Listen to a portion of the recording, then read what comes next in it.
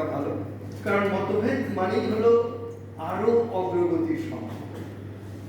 আর মতভেদ না থাকলে, প্লুরালিজম না থাকলে, আমরা সবাই একমতে সন্তুষ্ট হয়ে গেলে তো ওটাই সাধারণত চলতে থাকবে যতক্ষণ পর্যন্ত না আমার মতভেদ সৃষ্টি না হচ্ছে। কিন্তু কন্টিনিউয়াস মতভেদ কি ভালো? তাহলে তো আমরা সবসময় একটা অস্থির দ্বন্দ্বের মধ্যে থাকবো। আমার মনে পড়ছিল রবীন্দ্রনাথের খাঁচার পাখি, ওইটা যে খাঁচার পাখি আর বনের পাখি আর খাঁচার পাখির যে দ্বন্দ্ব। খাঁচার পাখি বলছে যে তুমি তো স্বাধীন, আমি তো স্বাধীন, আমি আকাশে উঠতে পারি, দৌড়াতে পারি, ঘুরতে পারি, কোনো জায়গায় আমি আটকানো।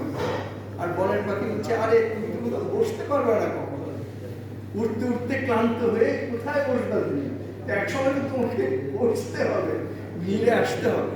সুতরাং খাঁচার পাখি আর বনের পাখি দুজনে থাকে দুই জায়গায়, কখনো তারা মিলে না এবং তাদের দ্বন্দ্ব অব্যাহত থাকে। তাহলে আসলে মতভেদেরও প্রয়োজন আছে, মতৈক্যেরও প্রয়োজন আছে। এটাই হলো ফান্ডামেন্টাল। এখন মতভেদ থেকে মতৈক্যে যাওয়া, আবার মতৈক্য থেকে মতভেদে যাওয়া, এটাই হচ্ছে অব্যাহত বিতর্কের উপস্থিতি। যদি আমরা মতভেদ থেকে মতৈক্যে যে থেমে থাকি, তাহলে আর বিতর্ক অব্যাহত থাকবে। এই মানে চিরচরিষ্ণুতা, মানে চিরকালই আমি অতিক্রম করে যাচ্ছি, এইটা হলো বিতর্কের স্পিরিট। এইটা আমি প্রথম বললাম। এবং মতভেদ নিরসনের তিনটা পদ্ধতি। একটা পদ্ধতি হলো যে একটা মত জিতলো, একটা মত হারলো, উইন লস। আরেকটা পদ্ধতি হলো দুটি মতই হারলো, মানে আসলে কোনোটাই ঠিক না, আর তৃতীয় কোনো একটা জিনিস। আচ্ছা, তৃতীয় আরেকটা হলো যে দুটো এক্সট্রিম মতই ভুল, মাঝামাঝিটা ঠিক, মানে ওর একটু আসলো একটা সিনথেসিস। এই তিনটা হলো। আর চতুর্থটা আমি বলবো যে মানে এটা হলো যে মতভেদ এবং মতৈক্যের ঐক্য। এটা খুব ডিফিকাল্ট বোঝা, এটা বিতার্কিকরা সবাই বুঝতে পারে না। কিন্তু যেমন ধরেন এখানে যদি আমি বলি ও আর উত্তমের মতভেদও থাকবে, ঐক্যও থাকবে, ওদের যে বিতর্কটা আমরা শুনি, তাহলে সেই সিনথেসিসটা হলো একটু বোঝা কঠিন। থিসিস অ্যান্টিথিসিস বোঝা যাবে পরিষ্কার হবে, কিন্তু সিনথেসিসটা বোঝা কঠিন। আচ্ছা, এটা বোঝার জন্য উপায়টা যেটা হচ্ছে সেটা হলো হেগেলকে বোঝা। তো হেগেলের মূল সূত্রটা আমি খালি বলে দিই, তাহলে আপনারা পরে পড়াশোনা করলে বুঝতে পারবেন। সেটা হলো whatever is real is rational। কোনটা যদি বাস্তবে সত্য হয় তাহলে নিশ্চয়ই তার পিছনে কোনো যুক্তি আছে, যুক্তি ছাড়া এটা সত্য না, যত খারাপই সেটা। এটা একটা খুন করছে মানুষ, হ্যাঁ খুন করছে, এটা তো খারাপ, কিন্তু কতগুলো তো পূর্ব শর্ত ছিল, এটা হয়।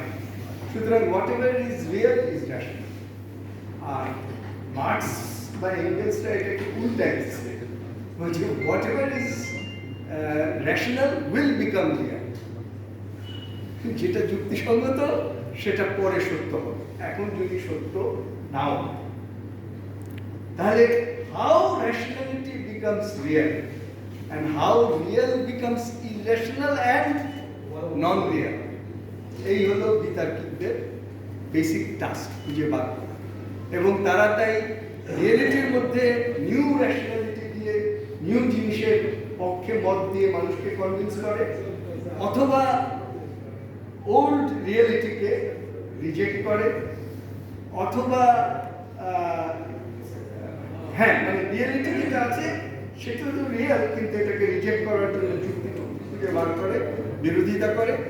আবার ওই যেটাকে সে যুক্তি দিচ্ছে এখনো রিয়েল না, সেটাকে রিয়েল হিসেবে প্রতিষ্ঠিত করারও তার একটা দায়িত্ব।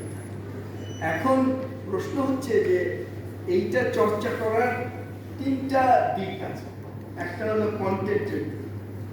কন্টেন্টের দিকটা হচ্ছে যে আপনি জ্ঞানের দিকটা, ওই যে তুমি বলে বলছি যে রবীন্দ্রনাথের তিনটা ভাগ করেছে, যে একটা জ্ঞানের দিক জ্ঞান কাণ্ড, এবং জ্ঞান কাণ্ডের মধ্যে আপনাকে খুঁজে বার করতে হবে মতভেদটার ক্ষেত্রে কোথায় কোথায় যুক্তিগুলো, এর পক্ষে যুক্তি কি, ওর পক্ষে যুক্তি কি, খুঁজে বার করতে হবে তথ্যগুলো, ওর পক্ষে তথ্যগুলো কি, এর পক্ষে তথ্য। এবং এই যুক্তি এবং তথ্য এগুলো খুঁজে বার করতে হবে। মাথা থেকে হয়তো যুক্তি ভালো পড়া আছে, সে সেটা করতে পারে, কিন্তু তথ্য তো আর মাথা থেকে বার করা যায় না। এটা সেন্সেশনের মাধ্যমে চর্চা করে মাঠে গিয়ে বসে। সুতরাং সেই লোকই সত্যের সন্ধান পায় যে একই সঙ্গে থিওরিটিক্যাল এবং প্র্যাকটিক্যাল চর্চা দুটোর সঙ্গে যুক্ত আছে। তো ওইটা হলো কন্টেন্টের। ভালো বিতার্কিককে যদি আমরা পেতে চাই তাহলে তাদের ওই কন্টেন্ট, তথ্য এবং যুক্তি নির্ভর বিতর্ক করার ক্ষমতা এবং সেটার প্রশিক্ষণ এবং সেইটার চর্চা, এটা আমাদের পায়। কর্মের দিকটা হলো যে আমি তথ্য জোগাড় করলাম ঠিক, যুক্তিও জোগাড় করবো, তখন আমি যদি খাঁটি নোয়াখালী ভাষায় সেটা প্রকাশ করি বা খাঁটি রংপুরিয়ান ভাষায় প্রকাশ করি, কিন্তু সেটা একটা